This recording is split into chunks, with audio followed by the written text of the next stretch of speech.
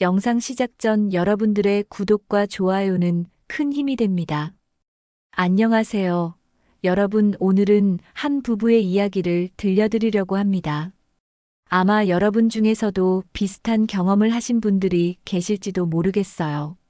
서울 마포구 신축 아파트에는 신혼부부가 살고 있습니다. 남편 민호는 35살이고 아내 서연이는 32살이죠. 둘이 결혼한 지는 이제 2년이 지났습니다. 아직 아이는 없어요. 맞벌이 부부라 여유가 생기면 계획하자고 서로 약속했던 터였습니다. 2년 전 그 결혼식 날을 떠올려 보면 정말 완벽했습니다. 강남의 한 웨딩홀에서 진행된 그날의 예식은 300명이 넘는 하객들로 가득 찼죠. 화사한 조명 아래 서연이는 순백의 드레스를 입고 입장했고 민호는 긴장한 얼굴로 그런 서연이를 기다렸습니다. 그리고 그날 사회를 맡은 사람은 바로 민호의 대학 동기이자 15년 지기 친구인 진우였어요. 진우는 35살로 민호와 동갑이었습니다. 대학 때부터 함께 MT도 가고 군대도 비슷한 시기에 다녀온 절친한 사이였죠. 성격이 밝고 말솜씨가 좋아서 민호는 결혼식 사회자로 진우만큼 적합한 사람이 없다고 생각했습니다. 진우 역시 흔쾌히 수락했고 준비 기간 내내 민호 부부와 함께 리허설도 여러 차례 했어요. 결혼식 당일 진우의 사회는 정말 훌륭했습니다. 적절한 농담으로 분위기를 풀어주고 감동적인 멘트로 하객들의 눈시울을 붉게 만들었죠. 특히 신랑, 신부 소개 순서에서 민호와 서연이의 연애 과정을 유머러스하게 풀어내 박수갈채를 받았습니다. 식이 끝난 뒤 패백 시간까지 진우는 자리를 지켰고 사진도 함께 많이 찍었어요. 그날 찍은 사진 속 세 사람은 모두 환하게 웃고 있었습니다. 민호는 진우에게 정말 고맙다며 사례금 봉투를 건넸지만 진우는 손사래를 치며 거절했죠. 친구 사이에 무슨 돈이냐며 웃어 넘겼습니다. 결혼 후 민호와 서연이는 평범한 신혼생활을 시작했습니다. 민호는 중소건설사에서 현장 관리 업무를 맡고 있었고 서연이는 홍보 대행사에서 기획일을 하고 있었어요. 둘 다 아침 7시에 일어나 출근 준비를 하고 저녁 8시가 넘어서야 퇴근했습니다. 주말에는 밀린 집안일을 하거나 잠을 보충하는 게 전부였죠. 신혼의 달콤함은 점차 일상의 피로에 묻혀갔습니다. 그렇게 바쁜 일상 속에서 둘 사이의 대화는 점점 줄어들었습니다. 아침에는 출근 준비로 바쁘고 저녁에는 피곤해서 각자 스마트폰만 들여다보는 시간이 많아졌어요. 처음에는 사랑한다는 말을 자주 나누던 두 사람이었지만 어느새 그런 말조차 입 밖으로 나오지 않게 되었습니다. 민호는 현장 일이 힘들다는 핑계로, 서연이는 회사 업무가 복잡하다는 이유로 서로에 대한 관심이 점점 멀어져 갔죠. 같은 집에 살지만 마치 각자의 삶을 사는 것처럼 느껴지는 날들이 계속되었습니다. 그 틈을 파고든 사람이 바로 진우였습니다. 진우는 결혼 후에도 종종 민호에게 연락했어요. 한 달에 한두 번쯤 저녁 약속을 잡아 소주 한 잔 걸치며 근황을 나누곤 했죠. 그러던 어느 날부터 진우는 서연이에게도 따로 연락하기 시작했습니다. 처음에는 민호 생일 선물 추천을 부탁하는 가벼운 메시지였어요. 서연이도 남편 친구니까 당연히 응대했죠. 그런데 그 이후로 진우의 연락은 점점 잦아졌습니다. 회사 근처에서 점심 한번 하자는 제안도 들어왔어요. 서연이는 처음에는 거절했지만 진우가 민호 친구라는 사실 때문에 마냥 거절하기도 애매했습니다. 게다가 남편과의 대화가 줄어들면서 외로움을 느끼던 서연이에게 진우의 관심은 묘한 위안이 되었죠. 진우와 서연이가 처음 점심을 함께한 건 결혼 6개월 후쯤이었습니다. 서연이가 다니는 홍보 대행사는 강남역 근처에 있었고 진우가 일하는 광고 기획사도 같은 지역이었죠. 우연을 가장한 만남이었지만 사실 진우는 이미 서연이의 회사 위치를 알고 있었습니다. 민호에게 물어본 거였어요. 심지어 서연이가 자주 가는 카페까지 파악하고 있었죠. 그날 점심은 평범한 파스타 레스토랑에서 이루어졌습니다. 진우는 능숙하게 대화를 이끌었죠. 민호의 어릴 적 이야기며 대학 시절 에피소드를 들려주며 서연이를 웃겼습니다. 서연이는 남편에 대해 몰랐던 이야기들을 듣게 되어 신기했어요. 민호가 대학 1학년 때 고백했다가 차인 이야기, 군대에서 훈련소 조교에게 혼났던 에피소드까지 진우는 재미있게 풀어냈습니다. 1시간 남짓한 식사 시간이 금방 지나갔어요. 헤어지며 진우는 자연스럽게 말했죠. 기회되면 또 밥 먹어요. 서연이는 별 생각 없이 고개를 끄덕였습니다. 그 뒤로 두 사람의 점심 약속은 한 달에 한 번꼴로 이어졌습니다. 서연이는 민호에게 이 사실을 굳이 말하지 않았어요. 남편 친구랑 점심 먹는 것쯤이야 문제될 게 없다고 생각했으니까요. 하지만 마음 한구석에는 묘한 죄책감 같은 게 자리 잡고 있었습니다. 왜 민호에게 말하지 않는 걸까? 스스로에게 물어봐도 답은 나오지 않았죠. 그저 말하면 뭔가 어색해질 것 같다는 막연한 불안감이 입을 닫게 만들었습니다. 진우는 점점 더 서연이에게 깊숙이 파고들었습니다.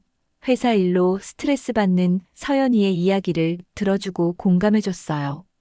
민호가 요즘 바빠서 대화가 없다는 서연이의 하소연에 진우는 고개를 끄덕이며 위로했습니다. 민호 그 친구 원래 일에 빠지면 주변을 잘 못 챙기거든요. 이해해주세요. 진우의 말투는 언제나 다정했고 서연이는 점차 진우와의 만남이 편안하게 느껴졌습니다. 집에서는 느낄 수 없는 따뜻한 관심이었죠. 누군가 자신의 이야기를 진지하게 들어준다는 사실만으로도 서연이의 마음은 조금씩 진우 쪽으로 기울어 갔습니다. 결혼 1년이 지날 무렵 둘의 관계는 미묘하게 변하기 시작했습니다. 점심 약속이 저녁 약속으로 바뀌었고 술자리가 포함되었죠. 민호는 야근이 잦았기 때문에 서연이의 퇴근 후 일정을 알 리 없었습니다. 어느 날 저녁 강남의 한 와인바에서 서연이와 진우는 마주 앉아 있었어요. 은은한 조명 아래 두 사람은 평소보다 가까운 거리에 앉아 있었습니다. 테이블 위에는 레드 와인 한 병이 놓여 있었고 잔은 이미 몇 차례 비워진 상태였죠. 진우는 조심스럽게 서연이의 손을 잡았습니다. 서연이는 깜짝 놀라 손을 빼려 했지만 진우의 눈빛이 진지했어요. 진우는 낮은 목소리로 말했습니다. 서연 씨, 솔직히 말할게요. 나 당신한테 마음이 생겼어요. 결혼식 때부터 그랬습니다. 서연이의 심장이 빠르게 뛰기 시작했죠. 이건 아니라는 걸 알면서도 거부하지 못했습니다. 외로웠던 마음이 진우의 고백을 받아들이고 있었던 거예요. 술 때문인지 얼굴이 화끈거렸고 진우의 손이 따뜻하게 느껴졌습니다. 그날 밤 두 사람은 선을 넘었습니다. 호텔이 아닌 진우의 원룸이었어요. 망포동에 있는 작은 오피스텔이었죠. 서연이는 집에 돌아가는 택시 안에서 눈물을 흘렸습니다. 민호에게 미안했고 스스로가 너무 비참했죠. 하지만 동시에 오랜만에 느껴보는 설렘과 흥분도 부정할 수 없었습니다. 집에 도착했을 때 민호는 이미 잠들어 있었어요. 서연이는 조용히 샤워를 하고 침대 한쪽 끝에 누웠습니다. 옆에서 코 고는 남편을 보며 서연이는 복잡한 감정에 휩싸였죠. 미안함과 죄책감 그리고 묘한 해방감이 뒤섞여 있었습니다. 그 이후로 둘의 만남은 더욱 은밀해졌습니다. 주말에 민호가 현장 출근을 할 때 서연이는 진우를 만났어요. 평일 저녁 민호의 야근이 있는 날에도 둘은 만났습니다. 횟수가 잦아질수록 서연이의 죄책감은 무뎌졌고 오히려 이중생활에 익숙해져 갔죠. 민호가 이상함을 느낀 건 결혼 1년 6개월쯤 지났을 때였습니다. 어느 날 저녁 민호는 평소보다 일찍 퇴근했어요. 현장에 비가 와서 작업이 중단되었기 때문이죠. 오후 6시쯤 집에 도착했을 때 서연이는 아직 퇴근 전이었습니다. 민호는 소파에 앉아 텔레비전을 켜고 뉴스를 보고 있었어요. 그때 식탁 위에 놓인 서연이의 휴대폰이 진동했습니다. 카카오톡 알림이었죠. 민호는 무심코 화면을 보았습니다. 잠금 화면에 메시지 내용이 그대로 떠 있었어요. 발신자는 제이였고. 내용은 이랬습니다. 오늘도 고마워. 그날처럼 행복했어. 민호는 순간 심장이 철렁 내려앉는 느낌을 받았습니다. 제이가 누구지? 그날은 또 어느 날을 말하는 거지? 의문이 꼬리에 꼬리를 물었죠. 민호는 휴대폰을 들어 자세히 보려 했지만 잠금 화면이라 더 이상은 볼 수 없었습니다. 비밀번호를 알고 있었지만 함부로 열어보는 건 서연이에 대한 신뢰를 저버리는 일 같았어요. 하지만 마음 한구석에서는 이미 의심이 싹트기 시작했습니다. 제이라는 이름이 계속 머릿속을 맴돌았죠. 회사 동료일까? 대학 동창일까? 아니면 설마 민호는 고개를 저으며 나쁜 생각을 떨쳐내려 했습니다. 서연이가 집에 돌아온 건 8시가 조금 넘어서였습니다. 현관문을 열고 들어온 서연이는 평소와 다름없이 밝은 표정이었어요. 여보 일찍 왔네. 저녁 뭐 먹을까? 민호는 애써 태어난 척하며 대답했습니다.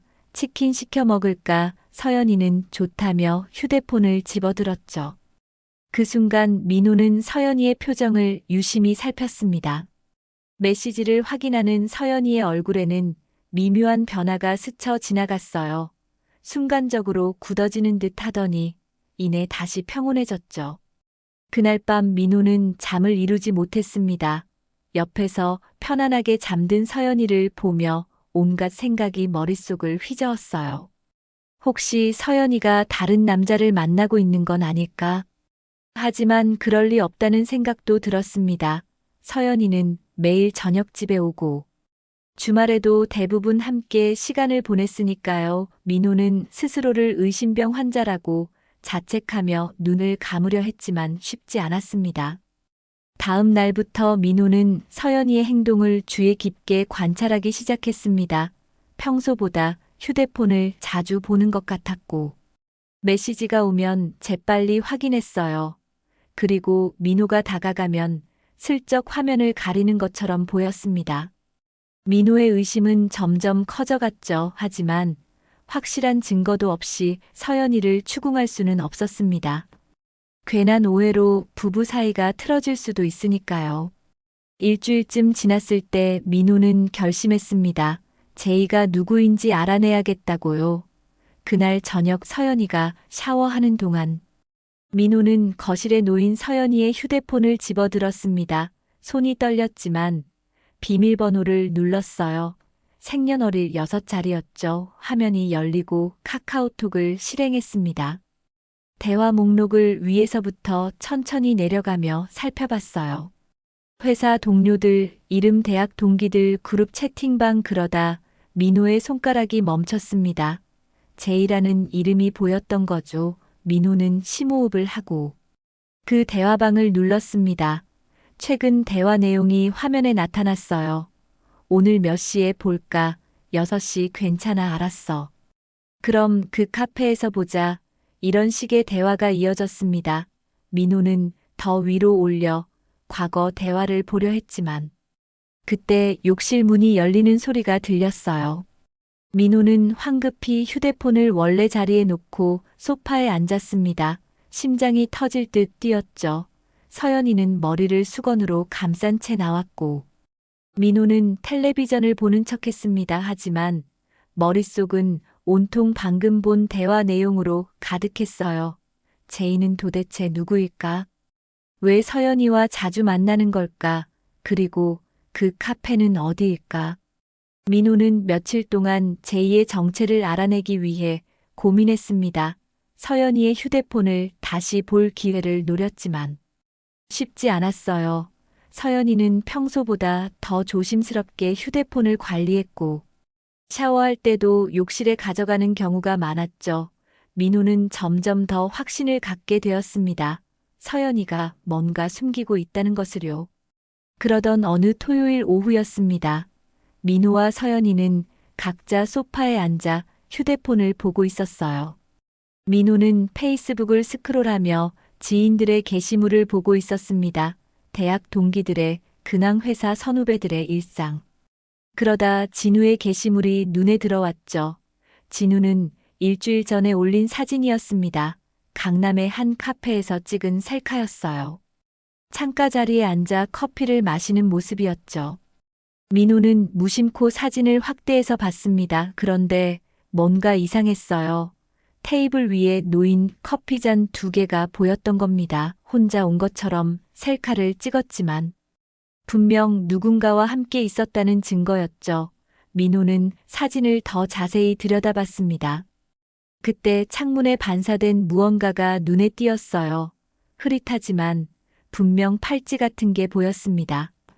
민호의 손이 멈췄습니다. 그 팔찌는 서연이가 자주 차고 다니는 거였어요.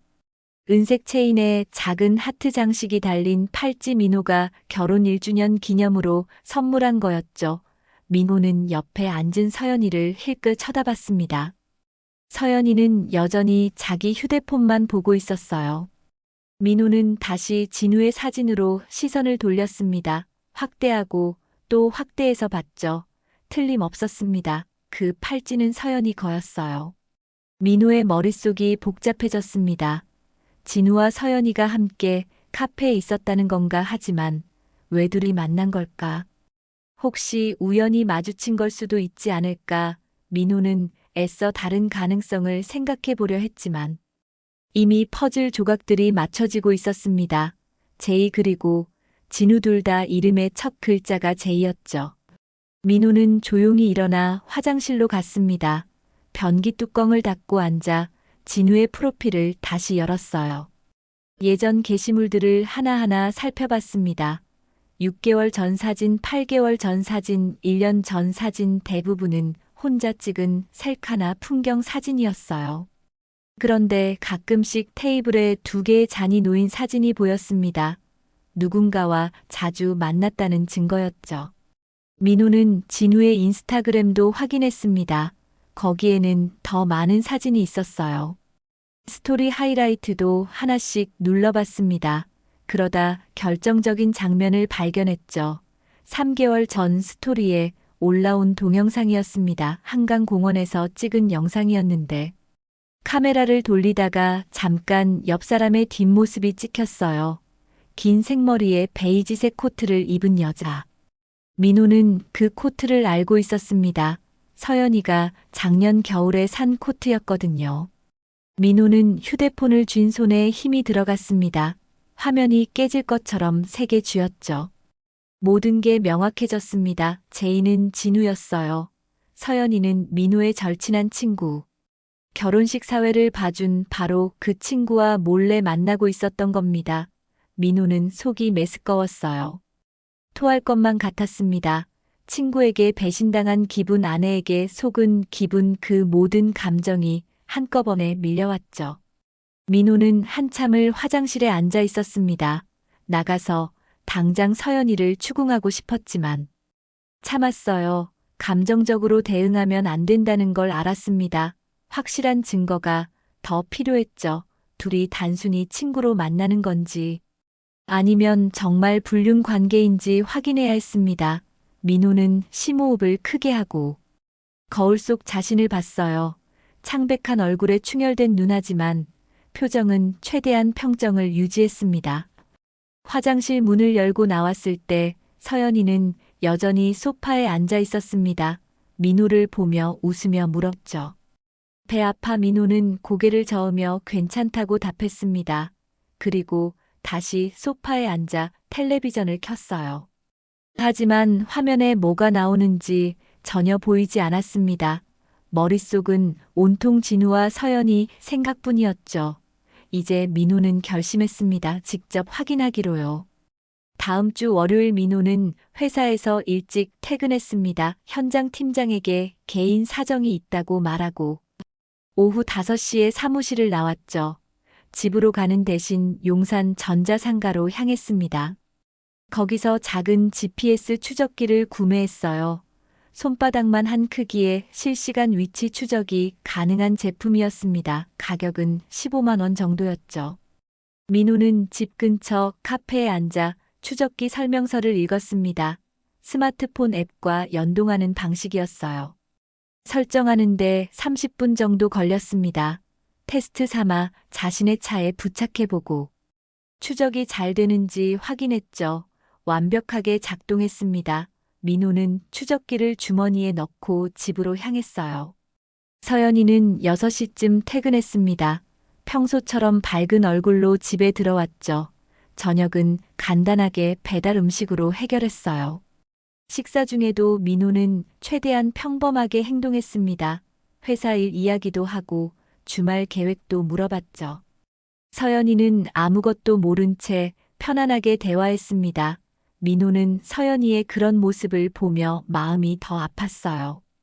이렇게 태연하게 거짓말을 할 수 있다는 게 믿기지 않았습니다.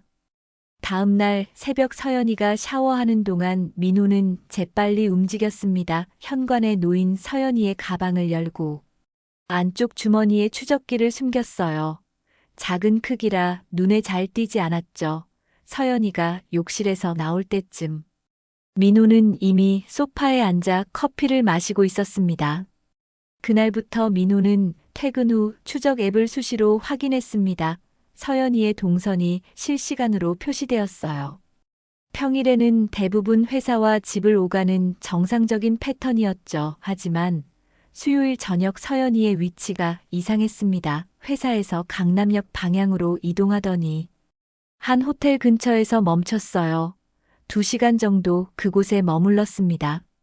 민호는 주먹을 꽉 쥐었습니다. 호텔이라니 더 이상 의심의 여지가 없었죠. 하지만 아직 결정적인 증거는 아니었습니다.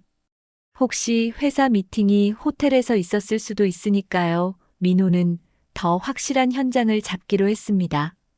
직접 눈으로 보기 전까지는 확신할 수 없었어요. 기회는 그 주 토요일에 왔습니다. 서연이가 아침 일찍 준비를 하더니 외출하겠다고 말했어요. 회사 후배. 결혼식 2차에 간다고 했죠. 민호는 그래 잘 다녀오라며 웃으며 배웅했습니다. 하지만 속으로는 이미 계획을 세우고 있었어요. 서연이가 집을 나서자마자 민호도 재빨리 옷을 갈아입고 밖으로 나왔습니다. 추적 앱을 켜니 서연이는 강남 방향으로 이동하고 있었습니다. 민호는 자신의 차를 몰고 뒤를 따라갔어요. 충분한 거리를 두고 따라가며 들키지 않게 조심했죠. 서연이의 차는 강남역을 지나 청담동 쪽으로 향했습니다. 그러더니 한 호텔 주차장으로 들어갔어요. 민호는 호텔 맞은편 카페 주차장에 차를 세웠습니다. 호텔 입구가 보이는 자리였죠. 30분쯤 지났을 때 서연이가 주차장에서 나왔습니다. 그런데 혼자가 아니었어요. 옆에는 남자가 함께 걸어오고 있었습니다. 민호는 숨을 죽이고 그 남자를 봤어요. 진우였습니다. 민호의 절친 결혼식 사회를 봐준 바로 그 친구 둘은 나란히 걸어 호텔 로비로 들어갔죠. 민호는 차 안에서 두 사람을 지켜봤습니다. 손을 잡고 들어가는 건 아니었지만 분명 친밀한 분위기였어요. 로비에서 잠깐 서서 이야기를 나누더니 엘리베이터 쪽으로 사라졌습니다. 민호는 핸들을 꽉 잡았습니다. 손에 힘을 주니 손가락 마디가 하얗게 질렸죠. 머릿속이 하얘졌습니다. 당장 뛰어들어가서 두 사람을 붙잡고 싶었어요. 하지만 이성이 그걸 막았습니다. 지금 감정적으로 대응하면 안 된다. 증거를 더 확보해야 한다. 민호는 스마트폰을 꺼내 호텔 입구를 사진으로 찍었습니다. 시간과 날짜가 표시되도록 설정하고 여러 장 찍었죠. 2시간이 지났습니다. 민호는 계속 차 안에서 기다렸어요. 오후 4시쯤 서연이와 진우가 로비로 나왔습니다. 둘은 주차장으로 걸어가며 웃고 있었어요. 마치 행복한 연인처럼 보였죠. 민호는 그 모습을 동영상으로 찍었습니다. 흔들리는 손을 억지로 고정하며 끝까지 촬영했어요. 서연이의 차가 주차장을 빠져나가자 진우의 차도 따라 나갔습니다. 민호는 뒤따라가지 않았어요. 이미 충분한 증거를 확보했으니까요. 민호는 차 안에 혼자 남아 한참을 앉아 있었습니다. 가슴이 무너지는 것 같았죠. 15년 우정. 2년 결혼 생활 모든 게 거짓이었습니다. 민호는 집으로 돌아오지 않았습니다. 차를 몰고 한강 둔치로 갔어요. 주차를 하고 강변을 따라 걸었죠. 해가 지고 있었습니다. 붉은 노을이 한강을 물들이고 있었지만 민호의 눈에는 아무것도 들어오지 않았어요. 머릿속은 온통 서연이와 진우 생각뿐이었습니다. 15년 우정이 무너지는 순간이었죠. 대학 1학년 때 처음 만나 지금까지 함께해온 진우 군대 갔다 와서 제대하고 취업 준비하면서도 서로 의지했던 친구 민호의 결혼식 때 기꺼이 사회를 봐주겠다고 나선 친구, 그 친구가 자신의 아내를 빼앗아 갔습니다. 민호는 강변 벤치에 주저앉아 머리를 감싸쥐었어요. 분노보다는 배신감이 더 컸습니다. 어떻게 이럴 수 있지? 어떻게 친구의 아내를? 민호는 신음하듯 중얼거렸죠. 1시간쯤 지났을까 휴대폰이 울렸습니다. 서연이었어요. 여보, 어디야? 저녁 먹어야 하는데. 민호는 잠시 망설이다 전화를 받았습니다. 목소리를 최대한 평온하게 유지하며 말했죠. 회사 일 때문에 좀 늦을 것 같아. 먼저 먹어. 서연이는 알았다며 전화를 끊었습니다. 민호는 휴대폰을 내려다보며 생각했어요. 이제 어떻게 해야 하나. 그날 밤 민호는 늦게 집에 들어갔습니다. 서연이는 이미 잠들어 있었죠. 민호는 거실 소파에 앉아 노트북을 켰어요. 변호사 상담이라고 검색했습니다. 이혼 전문 변호사 상간소송 위자료 여러 법률 사이트를 돌아다니며 정보를 수집했죠. 새벽 2시까지 자료를 읽었습니다. 불륜의 증거 확보 방법, 상간남에 대한 손해배상 청구, 재산 분할, 모든 걸 꼼꼼히 메모했어요. 다음 날 월요일 민호는 회사에 반차를 냈습니다. 오전에 법률 상담 예약이 있다고 했죠. 강남에 있는 한 법무법인을 찾아갔어요. 상담료는 10만 원이었습니다. 변호사는 50대 중반쯤 되어 보이는 여성이었죠. 민호는 준비해온 사진과 동영상을 보여주며 상황을 설명했습니다. 변호사는 자료를 꼼꼼히 살펴보더니 고개를 끄덕였어요. 증거는 충분합니다. 호텔 출입 장면, GPS 추적 기록, 카카오톡 대화까지 있으면 이혼 소송에서 유리하죠. 상간남에 대한 손해배상도 청구할 수 있습니다. 변호사의 설명을 들으며 민호는 현실감이 밀려왔습니다. 정말 이혼을 하는 건가?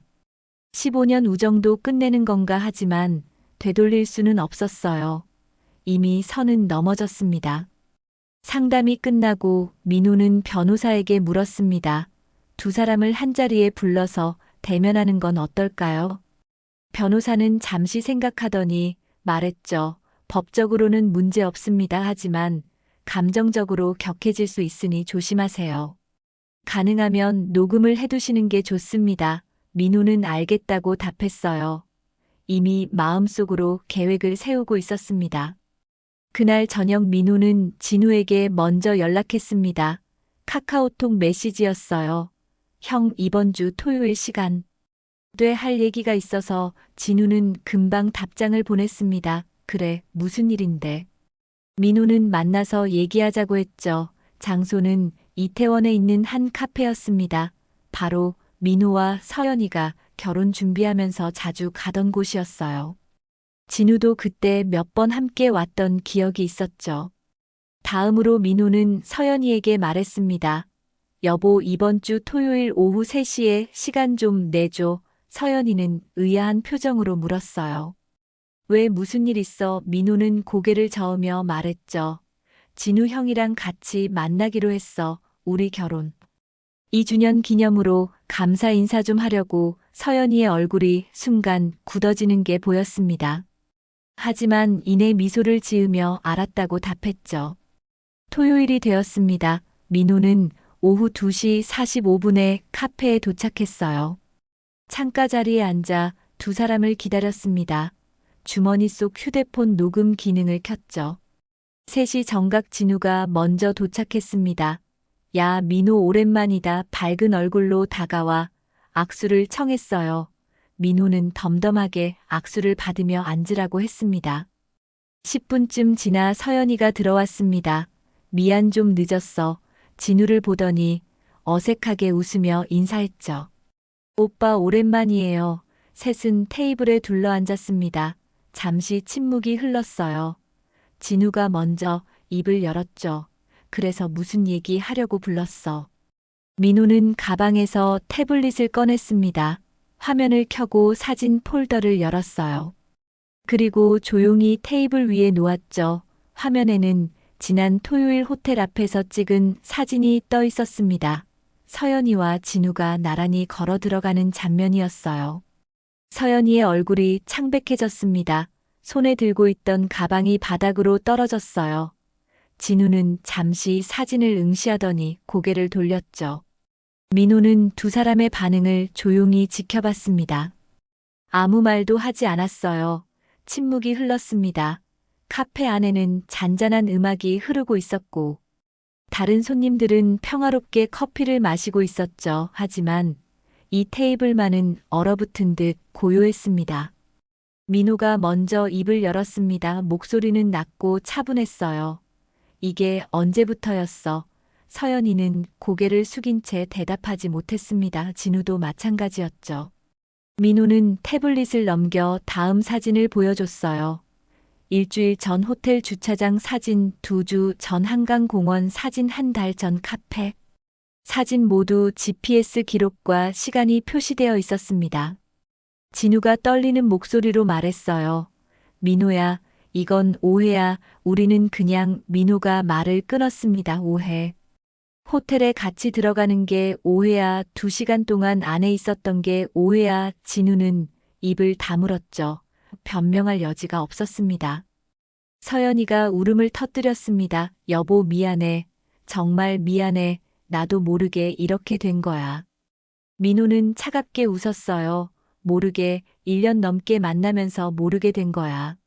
서연이는 고개를 들어 민호를 봤습니다. 눈물로 범벅이 된 얼굴이었죠.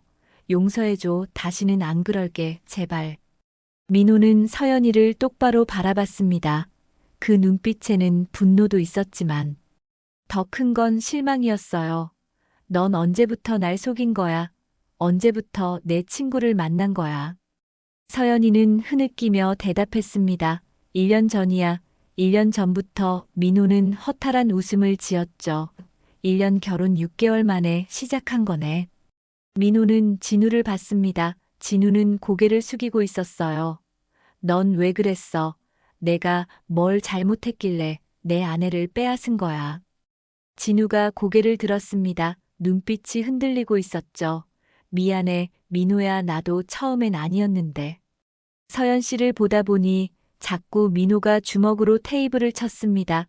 쾅 하는 소리에 주변 사람들이 놀라 쳐다봤어요. 그만해. 변명하지 마. 넌 내 결혼식 사회를 봤잖아. 그날 우리 결혼을 축하해줬잖아. 그런데 어떻게 내 아내를 탐할 수가 있어? 민호의 목소리가 떨렸습니다. 감정을 억누르고 있었지만 목소리에는 분노가 배어나왔죠. 진우는 아무 말도 하지 못했어요. 그저 고개를 숙일 뿐이었습니다. 민호는 가방에서 서류 봉투를 꺼냈습니다. 테이블 위에 놓으며 말했죠. 이혼 소송 준비했어. 재산 분할은 5대5가 아니라 7대3으로 요구할 거야. 위자료도 청구하고. 서연이는 고개를 저으며 울먹였어요. 싫어. 이혼은 싫어. 우리 다시 시작할 수 있어. 민호는 냉정하게 말했습니다. 이미 끝났어. 1년 전에 끝난 거야. 그리고 진우 너한테도 상간남 소송 걸 거야. 위자료 3천만 원 청구한다. 진우의 얼굴이 하얗게 질렸습니다. 민호야, 그건 좀. 민호가 말을 끊었죠. 좀 뭐 과하다고. 내 친구가 내 아내를 1년 넘게 만났는데. 그 정도면 적은 거야. 진우는 입술을 깨물었습니다. 민호는 자리에서 일어났습니다. 나는 이제 갈게. 변호사 통해서 연락할 거야. 서연아, 너는 이번 주 안으로 짐 싸서 나가. 서연이가 민호의 팔을 붙잡았어요. 여보, 제발 한 번만 용서해줘. 정말 다시는 안 그럴게. 민호는 서연이의 손을 뿌리쳤습니다. 놓으라고 했지. 민호는 카페 문을 열고 나갔습니다. 뒤에서 서연이의 울음소리가 들렸지만 돌아보지 않았어요.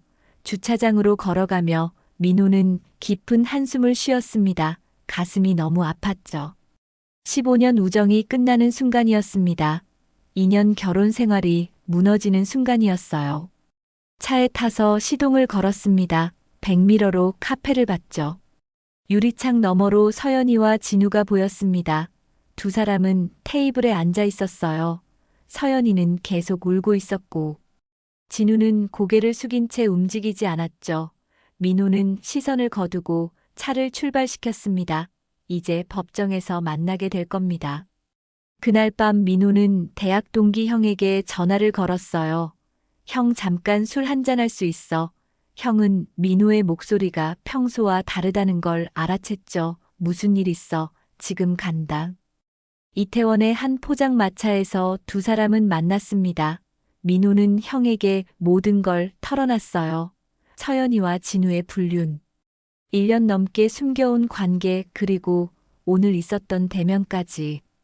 형은 한참을 듣더니 한숨을 쉬었습니다. 진우, 그 새끼가 어떻게 그럴 수가 있어. 너 많이 힘들겠다.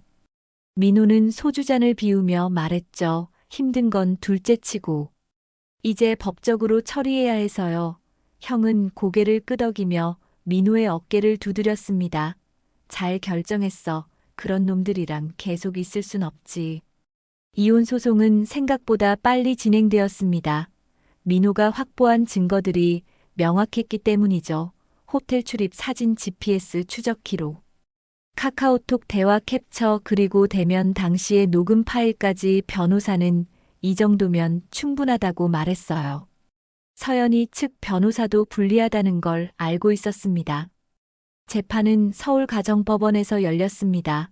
첫 번째 공판날 민호와 서연이는 법정에서 마주 앉았어요. 서연이는 여윈 얼굴로 나타났습니다. 눈가에는 다크서클이 짙게 깔려 있었죠. 민호는 서연이를 보지 않으려 애썼습니다. 시선을 다른 곳에 두고 있었어요. 판사가 들어오고 재판이 시작되었습니다. 민호 측 변호사가 증거 자료들을 제출했죠. 판사는 사진들을 하나하나 살펴봤습니다. 그리고 서연이 측 변호사에게 물었어요. 피고 측에서는 이 증거들에 대해 어떻게 생각하십니까? 서연이 측 변호사는 잠시 망설이다 답했습니다. 인정합니다. 서연이가 증인석에 섰습니다. 판사가 물었죠. 배우자 아닌 다른 남성과 교제한 사실이 있습니까? 서연이는 떨리는 목소리로 대답했어요. 네, 있습니다. 언제부터였습니까? 결혼 6개월 후부터입니다. 상대 남성이 원고의 지인이라는 사실을 알고 있었습니까? 네, 알고 있었습니다. 서연이는 고개를 숙였습니다. 다음 공판에서는 진우가 증인으로 나왔습니다. 민호는 진우를 똑바로 쳐다봤어요. 진우는 민호와 눈이 마주치자 시선을 피했습니다. 판사가 질문했죠. 원고와는 어떤 관계입니까? 대학 동기이자 친구입니다. 원고의 결혼식에서 사회를 맡았다는 게 사실입니까? 네, 맞습니다. 그런데도 원고의 배우자와 부적절한 관계를 맺었습니까? 진우는 한참을 침묵하다 답했어요. 네, 그렇습니다. 판사는 서류를 넘기며 말했습니다. 피고 남성은 원고의 배우자가 기혼자임을 알고도 교제했다는 점에서 고의성이 인정됩니다. 이는 민법상 불법행위에 해당하며 손해배상 책임이 있습니다. 진우의 얼굴이 창백해졌죠. 3개월 후 판결이 나왔습니다. 이혼 청구 인용 재산 분할은 민호 7대 서연이 3으로 결정되었어요. 서연이는 민호에게 위자료 2천만 원을 지급해야 했습니다. 그리고 진우는 상간남으로서 민호에게 3천만 원의 위자료를 지급하라는 판결을 받았죠. 총 5천만 원이었습니다. 판결문을 받아든 민호는 복잡한 심경이었습니다. 돈이 중요한 게 아니었어요. 15년 우정과 2년 결혼 생활을 돈으로 환산할 순 없었죠. 하지만 최소한의 책임은 물어야 한다고 생각했습니다. 법정을 나서며 민호는 뒤를 돌아봤어요. 서연이와 진우가 멀리 서 있었습니다. 두 사람은 서로를 보지도 않고 있었죠. 판결 이후 민호는 소문을 들었습니다. 진우가 회사를 그만뒀다는 거였어요. 불륜 사실이 직장 내에 알려지면서 견디기 힘들었던 모양이었죠. 서연이도 회사를 옮겼다고 했습니다. 원래 다니던 홍보 대행사에서는 더 이상 일하기 어려웠을 겁니다. 두 사람의 관계도 끝났다는 소식을 들었어요. 법정 싸움을 거치며 서로를 원망하게 된 거였죠. 민호는 새 출발을 준비했습니다. 회사 일에 더욱 집중했어요. 승진 기회가 왔고 현장 소장으로 발령받았습니다. 책임은 무거워졌지만 바쁘게 사는 게 오히려 좋았죠. 생각할 시간이 줄어들었으니까요. 주말에는 취미 생활을 시작했습니다. 등산을 다니기 시작했어요. 북한산, 도봉산, 관악산, 서울 근교 산들을 돌아다니며 땀을 흘렸습니다. 정상에 올라 서울을 내려다보면 마음이 조금 평온해졌죠. 혼자지만 외롭지 않았습니다. 오히려 자유로웠어요. 1년이 지났습니다. 어느 날 민호는 집 정리를 하다 결혼식 앨범을 발견했어요. 오랜만에 펼쳐봤습니다. 행복했던 그날의 사진들이 나왔죠. 드레스를 입은 서연이, 턱시도를 입은 민호. 그리고 무대 위에서 환하게 웃고 있는 사회자 진우. 민호는 그 사진을 한참 바라봤습니다. 이제는 더 이상 아프지 않았어요. 분노도 사라졌습니다. 그저 지나간 과거일 뿐이었죠. 민호는 앨범을 덮고 서랍 깊숙이 넣었습니다. 결혼 반지도 함께 넣었어요. 이제 새로운 삶을 살아갈 시간이었습니다. 민호는 창밖을 봤습니다. 봄이 오고 있었어요. 아파트 단지 암벚나무에 꽃망울이 맺히고 있었죠. 모든 것은 지나갑니다. 아픔도 배신도 결국 시간이 지나면 희미해지는 법이었어요. 민호는 작게 미소 지었습니다. 다시 시작할 수 있다는 확신이 들었죠.